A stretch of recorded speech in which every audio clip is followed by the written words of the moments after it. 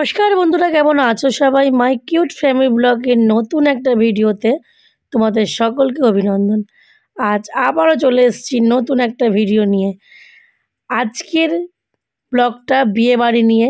এই যে আমি কাপড় ঠিক করছি, বিয়েবাড়িটা হচ্ছে একদম বিনা নিমন্ত্রণের বিয়েবাড়ি। ইয়েস, আমি ফাইনালি একটা বিনা নিমন্ত্রণের বিয়েবাড়ি চলে এসেছি। সেখানে এসে একদম স্টাইলের সঙ্গে কাপড় টাপড় পরে একদম মানে সেই সয়াকের মতো ঢুকছি, আর টিঙ্কু নাকুর যতই হোক কাউকে বুঝতে দিলে হবে না যে আমি বিনা নিমন্ত্রণায় এসেছি, তাই না? তো যাই হোক, বিনা নিমন্ত্রণায় আমি ঢুকে পড়েছি। আর এই যে আমার ননদ, এই কী ব্যাপার হলো, বিনা নিমন্ত্রণায় ননদও কী করছে? আপনারা ভাবছেন তো?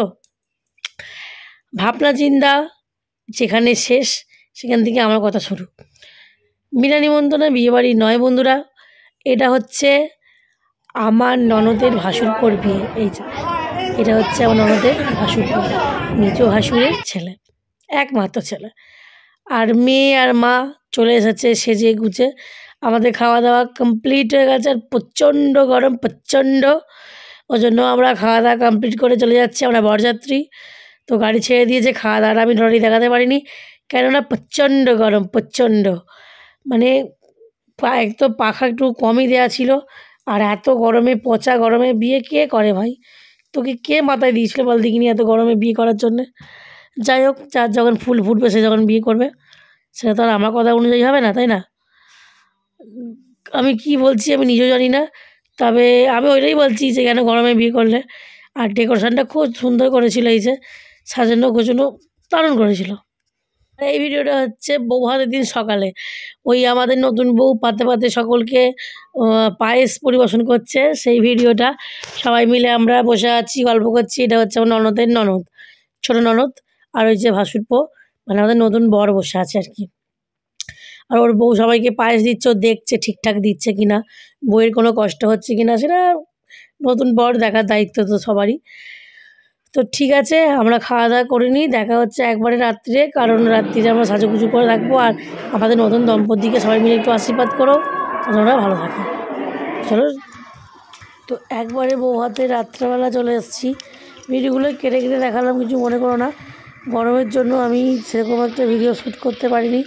আমাদের এখানে প্রচণ্ড গরম ছিল, 45, আমাদের এখানে 45 ডিগ্রি গরম ছিল, ঠিক আছে?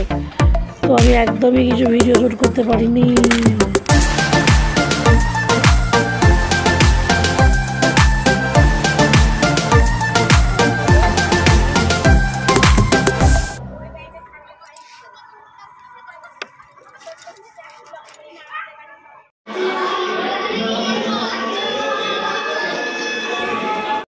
তো গরমে ঠান্ডা ঠান্ডা একটু লস্যি খেয়ে নিই, লস্যি খেয়ে মাথাটা ঠান্ডা করি, পেট ঠান্ডা করি। আমাদের আস্তে আস্তে অনেক লেট হয়ে গেছে, কারণ তোমার দাদাভাইয়ের একটা রিজার্ভ ছিল, সেই রিজার্ভটাকে ছেড়ে আস্তে আস্তে আমাদের এখানে আসতে প্রায় 11টা বেজে গেছে। মানে তোমরা চিন্তা করো, একটা বিয়ে বাড়িতে আমি রাত 11টার সময় এসেছি, মানে এটা রেকর্ড। আমরা যখন এসে যখন কোনো যাত্রী খাওয়া দাওয়া করে বেরিয়ে যাচ্ছে, তোমরা দেখলে সে কোনো যাত্রী খাওয়া দাওয়া করে বেরিয়ে যাচ্ছে। আর এসে আমি একটু লস্যি নিয়ে নিলাম। আর এটা লস্যি না, এটা ঘোল টাইপের একটু করেছিল, মানে টক দই ফই দিয়ে ঘোল করে না, ওই ঘোলটা। আর ওই জন্য আমি সেরকম কিছু সেজে গুজে আসিনি, মোটামুটি একটা মানে না এলে মানে মনে হবে যে বিয়েবাড়ি যাচ্ছি, এরকম মনে হওয়ার জন্য শুধু এরকম করে সেজে এসেছিলাম। নচেত আমি ভেবেছিলাম একটু ছাপা কাপড় পরে খেয়ে চলে আসবো। আমার আসার ইচ্ছাই ছিল না, কিন্তু কী করব, কুটুম বাড়ি বলে কথা, না এলে নয়। আর এখানে কিছু কোনো যাত্রী ছিল, তারা এখন সব ফটো তুলছে, মানে বউয়ের বোনেরা সব ফটো তুলছে। তো সেই নিয়ে এখন বউ খুব ব্যস্ত। এবার আমরা খেতে চলে যাব, খাওয়া দাওয়া করবো, কারণ বিয়েবাড়ি মানেই জমিয়ে খাওয়া দাওয়া। আর বিয়েবাড়িতে মানে এরকম বিয়েবাড়ি আমার এই খুব কমই পড়ে। বিয়েবাড়ি আমাদের চট করে পড়তে চায় না, কেন কী জানি। তোমার যদি কারো কোনো বিয়েবাড়ি বা কোনো অনুষ্ঠান যদি থাকে না, আমাকে একটু বলো প্লিজ। আমার নিমন্ত্রণ খেতে হেব্বি লাগে, নিমন্ত্রণের বাড়ি যেতে হেভি লাগে, এবং আমি গিফট নিয়েই যাবো, তোমরা চিন্তা করো না, আমি খালি হাতে যাব না, আমি গিফট নিয়ে তারপরে তোমাদের বাড়িতে যাবো। কিন্তু কারো যদি কোনো বাড়িতে অনুষ্ঠান হয় না, প্লিজ আমাকে বলো, হ্যাঁ প্লিজ প্লিজ। চলো খেয়ে আসি, একটু খিদে পাচ্ছে। তো ওপরে এসে দেখলাম যে সেরকম সিট আর খালি নেই, সবই ভর্তি হয়ে গেছে। তো ভাবলাম ঠিক আছে আমরা একটু এর পরেই খাবো, অসুবিধা নেই। মায়েরা বসে পড়েছে, মায়েরা খেয়ে নিক, আর আমি আর মানা আমার ননদরা আমি পরে খাবো। ওই জন্য ওদের আগে মানে বসিয়ে দিলাম, আর জায়গা সেরকম আর ছিল না। আর আমার শাশুড়িমাকে কেমন লাগছে একটু কমেন্ট করো। আর খুব মিষ্টি দেখতে লাগছে না? আমার তো বেশ লাগছে, আমি সাজিয়ে দিয়েছি বলে কথা। তো চলো একটু অপেক্ষা করা যাক।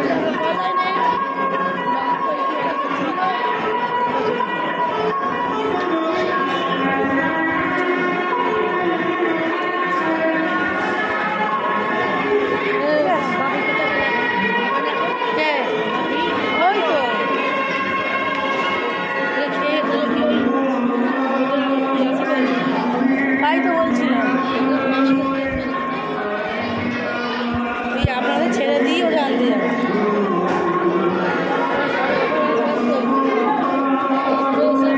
হ্যাঁ আর জায়গা নেই, নাহলে বসে পড়তে।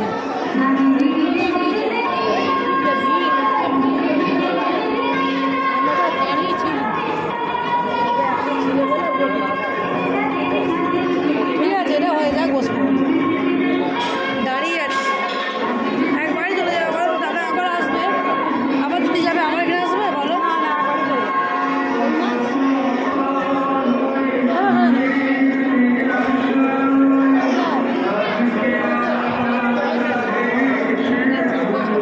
হ্যাঁ বল চলে যাবে,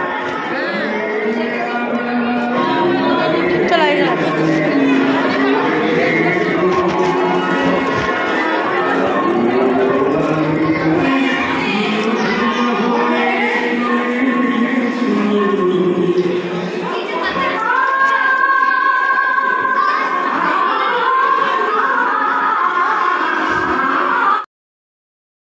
ভিলাটা অনেকটা বড়, তাই না?